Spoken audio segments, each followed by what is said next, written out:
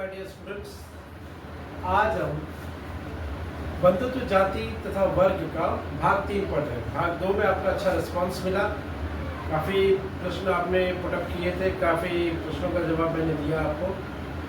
और आज हम भाग 3 पढ़ते हैं। तो भाग 3 का पहला पॉइंट आता है संसाधन और प्रतिष्ठा।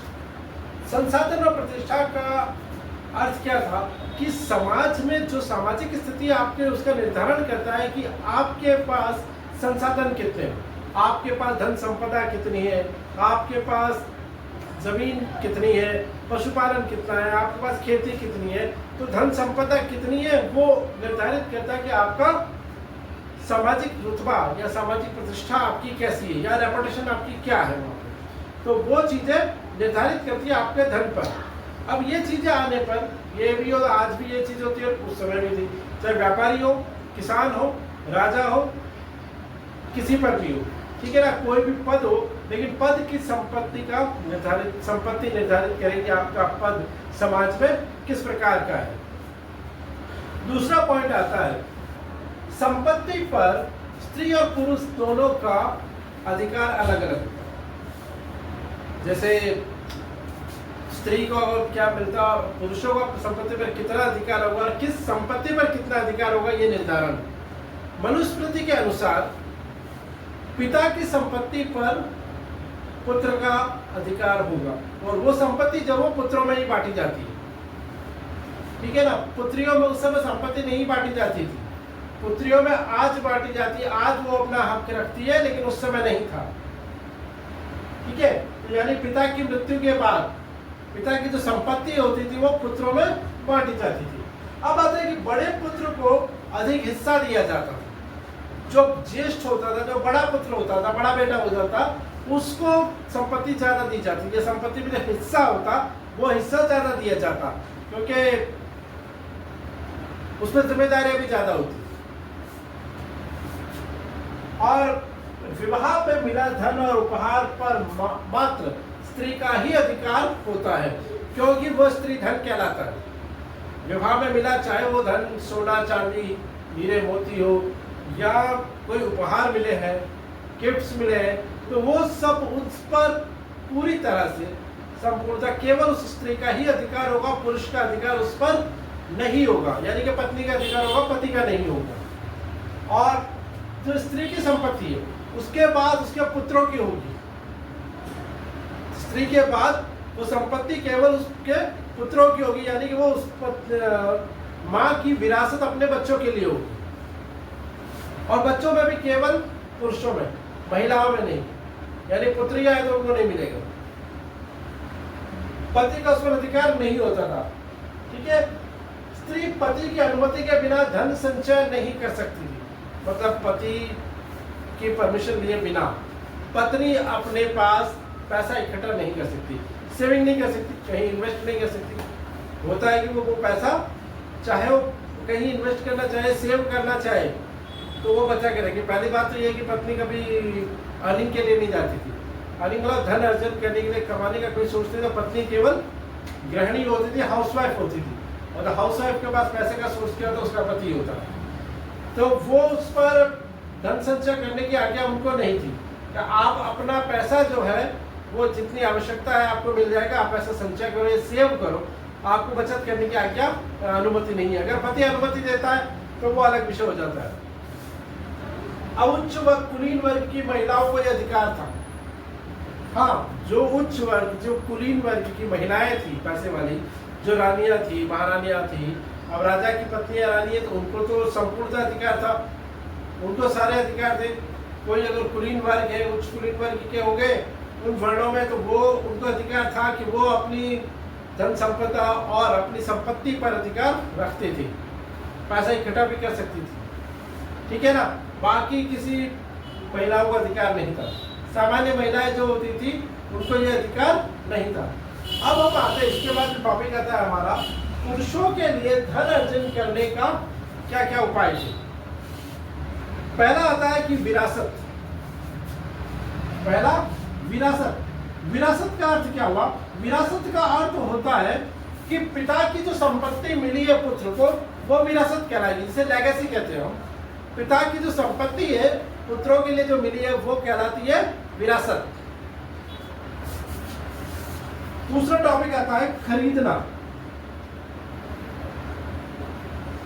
जो आपने खरीदा है अपने पैसों से, अपने धन से जो खरीदा है वो संपत्ति आपकी अपनी हुई।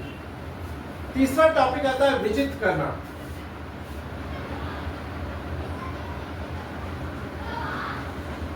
विजित यानी आपने जो चीज जीती है, जैसे आपने किसी कंपटीशन में जीता है, किसी खेल में जीता है, जुए में जीता है, चाहे कहीं भी अगर आपने जीता है, वो जो जीती हुई चीज है वो आपकी अपनी होगी, वो आपकी पर्सनल प्रॉपर्टी होगी। ठीक है ना। अब चौथा पॉइंट इसका आता है निवेश।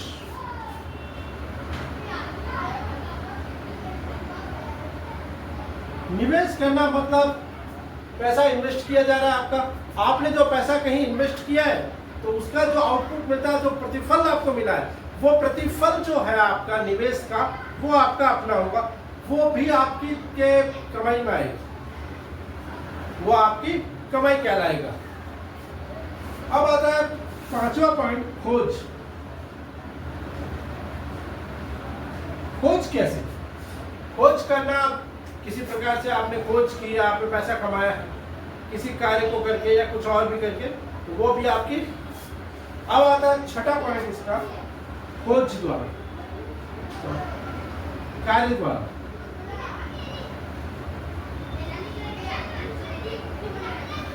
कार्य करके, आप कोई काम करके, कोई श्रम करके, कोई मेहनत करके जो चीज कमा के ला रहे हो, वो तो ऑब्वियसली आपकी है, वो आपकी अपनी कमाई होगी।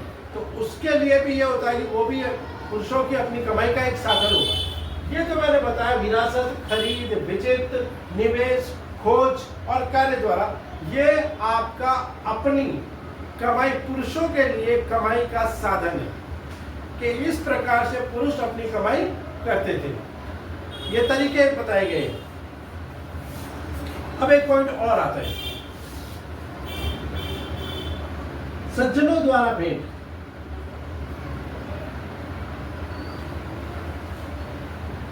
अब सज्जनों द्वारा भेंट यानी कि जो चाहे पिता द्वारा दी जाए, ससुर द्वारा दी जाए, भाई, माता, किसी के भी द्वारा जो भेंट दी जाए, मित्र के द्वारा भेंट दी जाए, राजा के द्वारा भेंट दी जाती है, जो गिफ्ट दिए जाते, जो उपहार आपको दिए जाते, वो उपहार भी आपकी कमाई होगा। जो आप कमा के ला रहे हो वो भी है। केबीसी में आपने 7 करोड़ रुपए जीते तो वो आपकी कमाई होती है। ठीक है ना। हाँ, पर आज के टाइम में टैक्स देना पड़ता है। टैक्स उस समय भी लगता था, आज भी लगता है, उस समय भी लगता था। तो सज्जनों द्वारा जो भेंट दी जाती थी, वो भेंट, वो भी पुरुषों के लिए धन अर्जन करने के प्रकार थे। इन 7 प्रकार के ये, तो मैं फिर एक बार दोहरा देता हूँ, विरासत, खरीद, विजित, निवेश, खोज, कार्य द्वारा और सज्जनों द्वारा दी गई भेंट, ये भी पुरुषों के लिए कमाई के साधन है। अब आते हैं कि ये तो पुरुषों के लिए बता दिए गए। अब स्त्रियों को भी है, स्त्रियों के लिए भी ये बताया गया है कि धन अर्जन वो कैसे करें, क्योंकि धन की जरूरत तो सबको होती है। अब आते हैं स्त्रियों के लिए।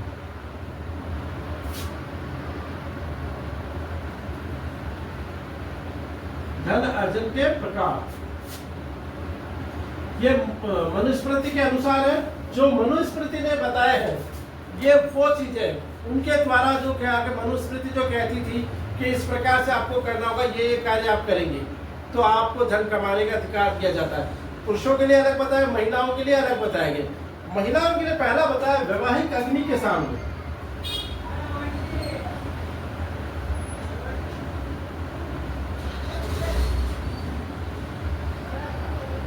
वैवाहिक अग्नि के सामने, इसका अर्थ क्या होता है कि जब विवाह होता है तो महिलाओं को, वधू को, जो उसके परिवार वाले मित्र जो होते हैं, जो वो उपहार देते हैं उसे, जिसे कन्यादान भी कहा जाता है, जो उपहार स्वरूप दिया जाता है, वो उपहार वैवाहिक अग्नि के सामने जो दिया जाता है, वो उस महिला की संपत्ति होगी या उसके धन अर्जन का प्रकार में आएगा, वो उसकी निजी संपत्ति है।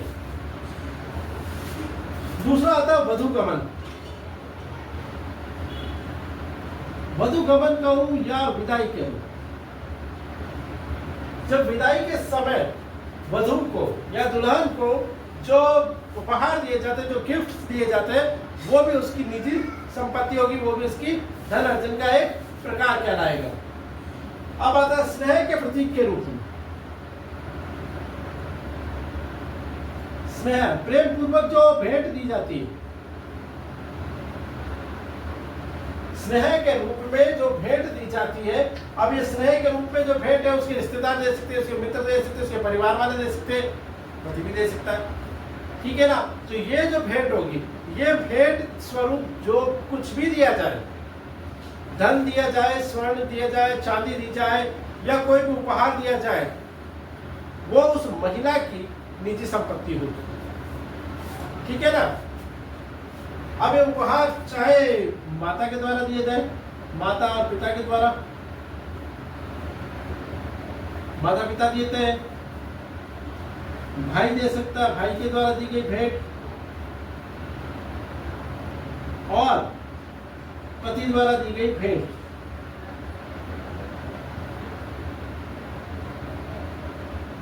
भेंट अब इन सब के द्वारा दी गई भेंट, ये जो तरीके बताए गए, ये तरीके महिलाओं के धन अर्जन के प्रकार बताए गए। पहला, वैवाहिक अग्नि के सामने दी गई भेंट जो होती, गिफ्ट जो दिया जाता है, वो गिफ्ट। वधु गमन विदाई, वधु गमन मतलब विदाई जब होती है वधु की शादी के बाद, वो विदाई के समय जो भेंट दिए जाते हैं, वो भी वधु की या उस स्त्री की निजी संपत्ति कहलाती है। स्नेह के प्रतीक के रूप में जो दिया जाता है, वो भी उसके अपनी कमाई है उसकी। माता पिता दे सकते हैं, भाई के द्वारा या पति के द्वारा दी गई जितनी भी भेंट होगी, वो भेंट उस महिला की निजी संपत्ति कहलाती है। या ये कहूँ उसे धन अर्जन के ये प्रकार जो मनुस्मृति ने हमें बताया है।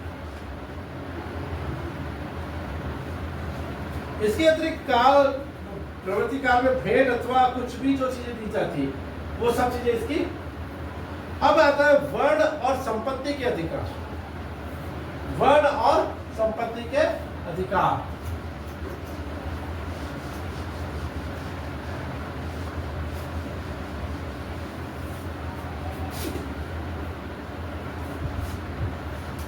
वर्ण और संपत्ति के अधिकार।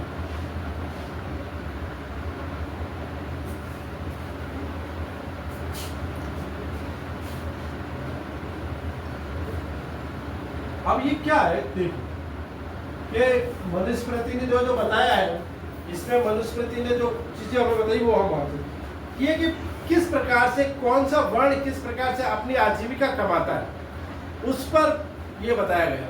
जैसे शूद्रों के बारे में कहा गया कि शूद्रों की आजीविका होगी सेवा करना।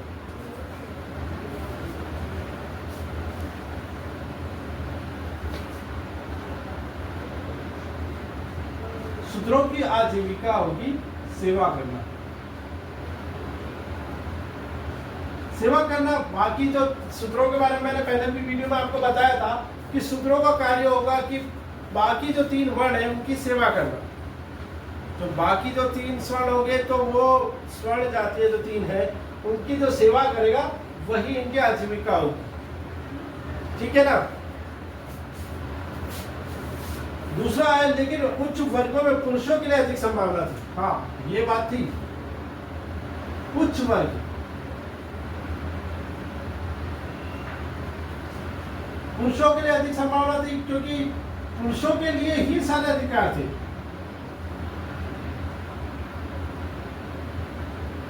पुरुषों को ये बताया भाई जितनी अधिकार दिए गए थे, एक तरह से सभी पुरुषों को ही अधिकार दिए गए थे। सारी जो संपत्ति और जो मनुस्मृति का है वो पुरुष प्रधान है, तो सारी जो अधिकार दिए जाते हैं, मैक्सिमम अधिकतम अधिकार जो है वो पुरुषों के लिए, महिलाओं को कम दिए गए। अब वर्णों में ब्राह्मण, शूद्र, ब्राह्मण, क्षत्रिय और इनको ज्यादा अधिकार है, वैश्य को फिर थोड़े कम है। उसके बाद शूद्रों को तो अधिकार दिए ही नहीं गए, ठीक है ना। अब आता है ब्राह्मण और क्षत्रिय।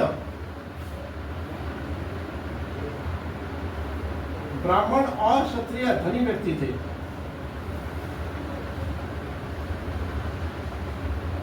धनी व्यक्ति थे, क्योंकि ब्राह्मण क्या थे? ब्राह्मण का काम शिक्षा देना, धर्म का काज करवाना, यज्ञ करवाना, हवन करवाना, पूजा पाठ करवाना, और क्षत्रिय का काम होता था शासन करना और रक्षा करना।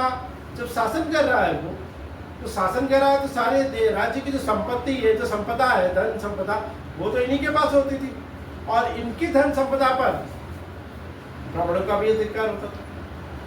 संपत्ति पर ये जिस तरह से चलाते थे, राजा को जिस प्रकार से ये इनके ऊपर अधिकार था, या राजा के माइंड को कंट्रोल करते थे। अब आता है बौद्ध ब्राह्मणीय वर्ण व्यवस्था की आलोचना की स्थिति। बौद्ध ग्रंथों ने, बौद्ध धर्म ने ब्राह्मणीय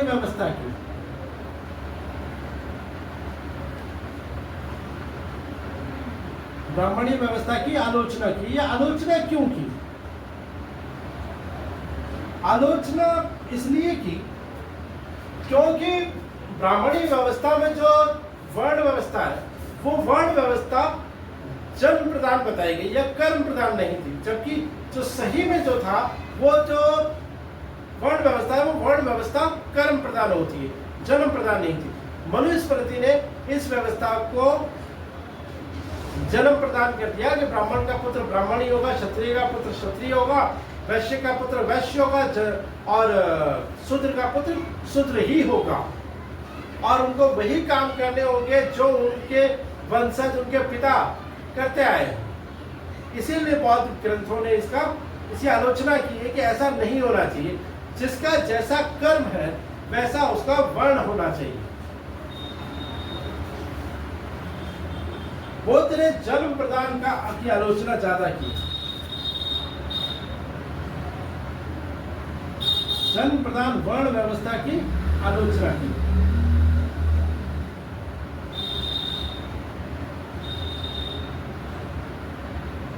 क्योंकि कोई भी व्यक्ति, जरूरी नहीं है कि ब्राह्मण का पुत्र ब्राह्मण ही हो या वो ब्राह्मण का पुत्र शिक्षक ही बने, यह अनिवार्य नहीं है, या क्षत्रिय का पुत्र क्षत्रिय ही हो, जरूरी नहीं है। अपना ऑक्यूपेशन, अपना काम किसी को भी सेलेक्ट करने का, चूज करने का अधिकार सबको स्वतंत्रता पूर्वक मिलना चाहिए। बौद्ध ग्रंथों का यह कहना है कि हर एक व्यक्ति को अपना निर्णय लेने का अधिकार स्वतंत्रता पूर्वक देना चाहिए। इसीलिए बौद्ध ग्रंथों ने मनुस्मृति की और ब्राह्मणीय व्यवस्था की आलोचना की। अब ब्राह्मणीय व्यवस्था की आलोचना करना, और ये क्योंकि ये प्रश्न बन सकता है आपके लिए कि ब्राह्मणीय व्यवस्था की आलोचना करने वाले ग्रंथ कौन से थे, या किस ने ब्राह्मणीय व्यवस्था की आलोचना की है, ये भी चीज आ सकती है। ये भी प्रश्न आपके लिए बन सकता है। या ये भी बन सकता है कि बौद्ध ग्रंथों ने ब्राह्मणी व्यवस्था की आलोचना क्यों की? तो इसका सीधा सा उत्तर आता है कि बौद्ध ग्रंथ वर्ण व्यवस्था को कर्म प्रदान मानता है, जन्म प्रदान नहीं मानता, जबकि मनुस्मृति और ब्राह्मणी व्यवस्था वर्ण व्यवस्था को जन्म प्रदान बना रहे थे। उन्होंने जन्म प्रदान बनाया था, इसीलिए बौद्ध ग्रंथों ने ब्राह्मणी व्यवस्था की आलोचना की थी। ठीक है ना? ये 1 या 2 नंबर का प्रश्न बनता है आपके, क्योंकि इस प्रकार के जो प्रश्न आते हैं काफी डीपली क्वेश्चन आएंगे 12th में। पिछले साल के पेपर इजी बने तो इस साल ये मान के चलो कि पेपर टफ बनेंगे, और जिसने डीपली पढ़ा है नंबर उसके आराम से आएंगे, वो चिंता नहीं कर रहे। अब आता है साहित्यिक स्रोतों का इस्तेमाल। साहित्य क्या होता है? साहित्य यानी जो किताबें लिखी गई थी, उन किताबों का इस्तेमाल करके, उनका उपयोग करके हम इतिहास के बारे में जानते हैं कि इतिहास हमें क्या शिक्षा दे रहा है, इतिहास हमें क्या बता रहा है। इतिहास कोई ऐसा है नहीं कि आजकल में जो बना, हम इतिहास ही हमें शिक्षा देता है, इतिहास ही हमें बताता है कि क्या करना है और क्या नहीं करना। जो इतिहास ने गलतियां दोहराई है, वर्तमान वो गलतियां न दोहराए। साहित्यिक स्रोतों का इस्तेमाल।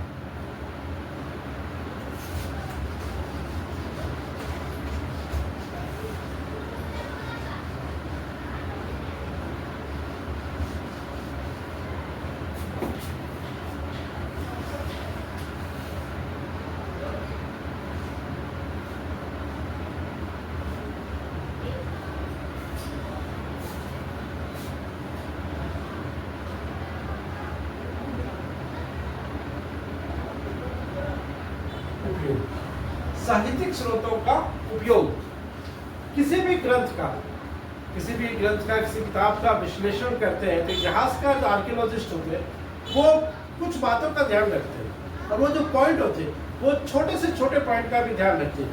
जैसे सबसे पहले कि इसकी भाषा क्या थी, सबसे पहला आता है इसकी भाषा क्या थी। जैसे पहले आता था पाली या प्राकृत भाषा होती थी प्राचीन में, फिर आता कि संस्कृत में क्या लिखा गया था। अगर संस्कृत है तो उसका अनुवाद करना, क्योंकि पाली और प्राकृत भाषाओं का अनुवाद होता था। अब वो भाषा हम जैसे साधारण या विशेष भाषा, साधारण और विशेष। अब ये विशेष का आप ये समझ लो संस्कृत या कोई दूसरी भाषा। जैसे लिपि होती थी तो पहले अशोक के समय पाली और प्राकृत भाषा लिपि होती थी, पाली और प्राकृत होती थी। अब इनके साथ क्या होगा, ये पढ़े कौन सी भाषा है, किस प्रकार की भाषा है, उस पर भी विद्वानों को विश्लेषण करते थे, क्योंकि जो भाषा है वही तो समझनी होगी। फिर आता है ग्रंथ का प्रकार क्या है। ग्रंथ का प्रकार, ग्रंथ मंत्र में है अथवा कथा है, कहीं मंत्रों में लिखा हुआ है या कथा में लिखा हुआ है। हमने महाभारत के बारे में अभी मैंने पहले भी पढ़ाया, आपको तो बताया था कि 1 लाख से ज्यादा श्लोक है, क्योंकि ओरिजिनल जो महाभारत पहले थी उस महाभारत में 8800 श्लोक थे। उसके बाद मनुस्मृति ने इसमें इसको पूरा 1 लाख श्लोक बना दिए थे। अब आता है लेखक के विषय में दृष्टिकोण।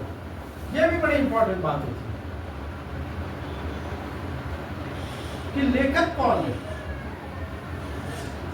क्या लेखक क्या सोचता है, लेखक की क्या विचार रही, कौन है लेखक। महाभारत के बारे में हमें पता है, महाभारत किसने लिखी, महर्षि वेदव्यास ने लिखी। तो महर्षि वेदव्यास की लिखी हुई किताब है, तो इस पर बहुत कुछ अलग से होगा, बहुत स्पेशल होती है, क्योंकि महाभारत की जो घटनाएं हैं उन घटनाओं के बारे में महर्षि वेदव्यास ने लिखी। रामायण है तो महर्षि वाल्मीकि ने लिखी, जो कि भगवान राम के जन्म से पहले लिखी जा चुकी थी। अब एक और आता है कि श्रोताओं का निरीक्षण।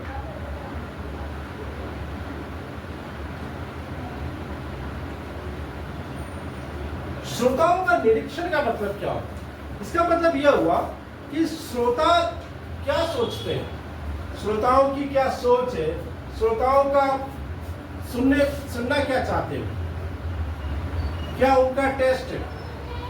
लेखक वो चीज देखता है, फिर उसके अनुसार उसको वो चीज दी जाती है। जैसे गाने क्या सुनना चाहते थे, आज की जनरेशन है तो जेन जी है तो नए गाने सुनना चाहते हैं, और पुरानी जो है वो पुराने गाने सुनना चाहते हैं। तो वो जो होता है हर एक ऑडियंस का टेस्ट क्या है, उसके अनुसार उसको वो चीज सुनाई जाती है। हाँ बताए ग्रंथ का रचनाकार।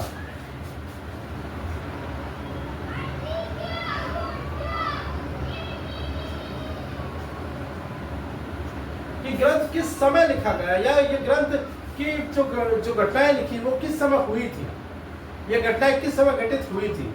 उस समय भी क्या था, जैसे महाभारत कब लिखी गई थी या महाभारत कब हुई थी, महाभारत की जो घटनाएं हुई, वो युद्ध हुआ था महाभारत का, वो कब हुआ था। तो वो चीज एक हो गई ना, उस समय की उसकी रचना काल उस समय हुआ, ठीक है ना। अब मुगल काल कब हुआ, प्राचीन भारत का कब हुआ, कब सातवाहन वंश कब हुआ, महाराणा प्रताप का समय कब था, ये या स्वतंत्र भारत की स्वतंत्रता का संघर्ष, ये सारी चीजें समय हमें पता चलता है कि इस समय ये चीजें हुई थी, ये घटनाएं इस समय हुई थी। अब आते ग्रंथ की विषय वस्तु क्या होती है।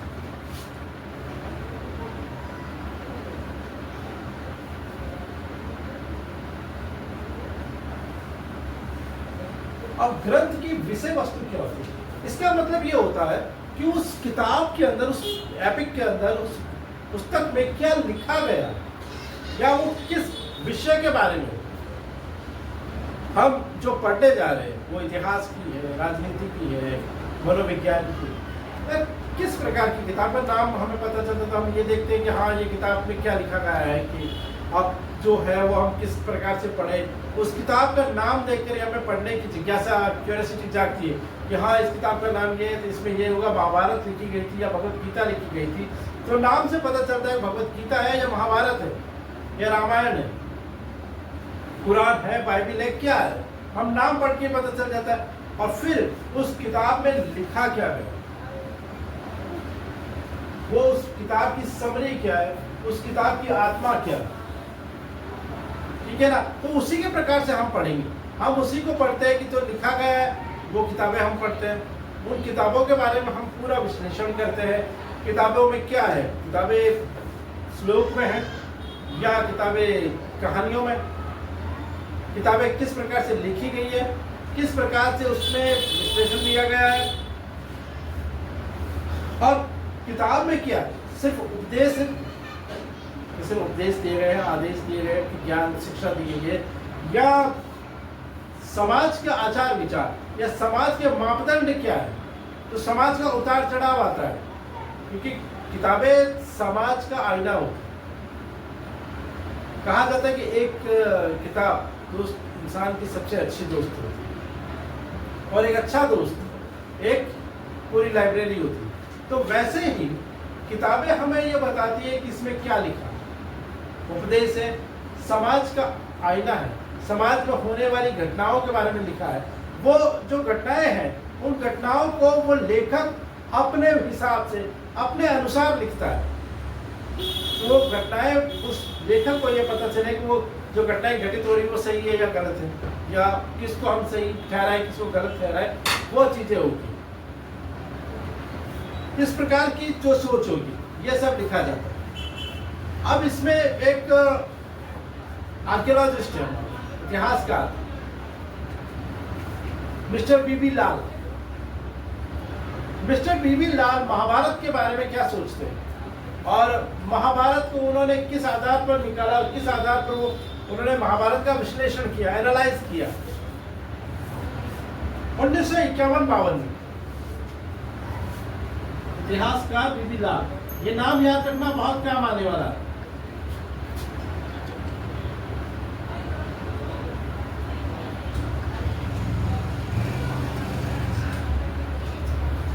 न सिर्फ 12वीं के एग्जाम्स तक आपको याद रखना है, बल्कि ये भी याद रखना है कि आगे भी आपके काम आने वाला है ये नाम। कॉलेज में भी आएगा और कंपटीशन एग्जाम्स अगर दोगे तो उसमें भी काम आएगा, ठीक है ना। बीबी लाल और इसके बारे में महाभारत में मैं आपको अगली क्लास में समझाऊंगा। अब मैं यही कहूंगा कि आपको आज के क्लास से क्या है ऐसा जो आपको कोई प्रॉब्लम कर रहा है, या आप उसे पढ़िए, देखिए और वापस मुझे कमेंट्स करके बताइए कि अगर कोई प्रश्न है आपका तो मैं आपके प्रश्नों का जवाब दूंगा। आप मुझे कमेंट्स कर करके ज़रूर बताइएगा, ठीक है। Okay, thank you very much, have a nice day.